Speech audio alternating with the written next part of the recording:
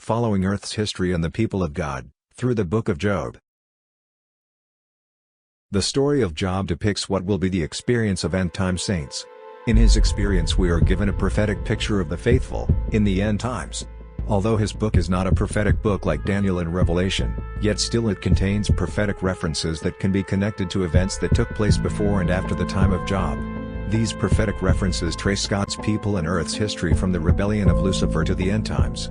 The historical and prophetic references combined give a summary of the story of redemption. From the time of Adam's firstborn, mankind has been asking this age-old question: is this the promised seed of the woman? As the world awaited the time of the Messiah's coming, discouragement began to settle in. Hope had almost faded away, and the cry of the people were, "The days are prolonged, and every vision faileth." But a great word of encouragement came from the Lord to his prophet Ezekiel, which reassured all the promises of God. The Lord said to him, "Son of man, what is that proverb that ye have in the land of Israel, saying, The days are prolonged, and every vision faileth? Tell them therefore, Thus saith the Lord God, I will make this proverb to cease, and they shall no more use it as a proverb in Israel. But say unto them, The days are at hand, and the effect of every vision. For there shall be no more any vain vision nor flattering divination within the house of Israel. For I am the Lord, I will speak, and the word that I shall speak shall come to pass. It shall be no more prolonged, for in your days, O rebellious house, will I say the word, and will perform it, saith the Lord God." So, God reassured his people that his promises never fail. And hundreds of years before Israel was even a nation, Job mentioned the time of the Messiah, with these words: "Which alone spreadeth out the heavens, and treateth upon the waves of the sea.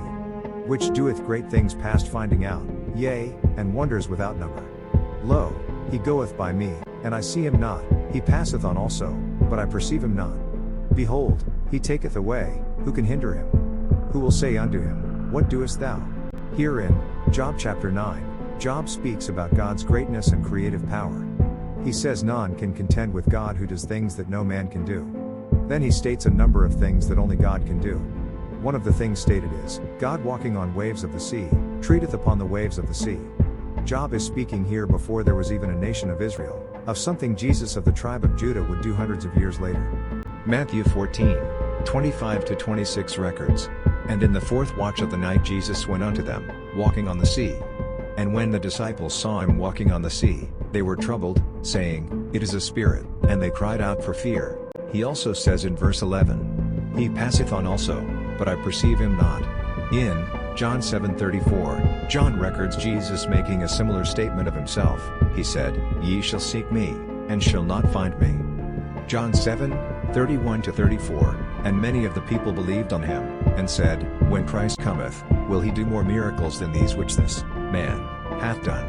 The Pharisees heard that the people murmured such things concerning him, and the Pharisees and the chief priests sent officers to take him. Then said Jesus unto them, "Yet a little while am I with you, and then I go unto him that sent me.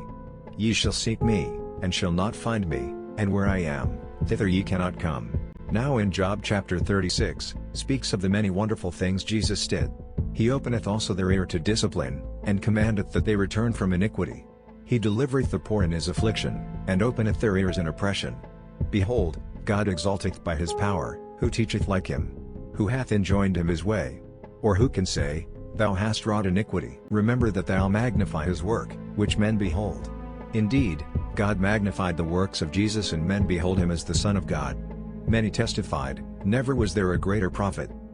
Job 9:12 now speaks of a special event in the story of Jesus. It states, "Behold, he taketh away, who can hinder him? Who will say unto him, What doest thou?" This event took place just before Jesus' triumphant entrance into Jerusalem. He sends his disciples to find the animal he will ride on, and tells them what to say if anyone asks them, "What doest thou?" The event is recorded in Matthew 21:1-3. "And when they drew nigh unto Jerusalem, and were come to Bethphage, unto the Mount of Olives, then sent Jesus 2 disciples, saying unto them, Go into the village over against you, and straightway ye shall find an ass tied, and a colt with her, loose them, and bring them unto me.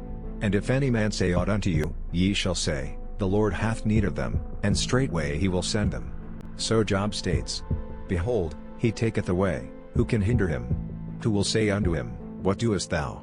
There is no doubt, all the evidence is clear, Jesus is the promised seed of the woman.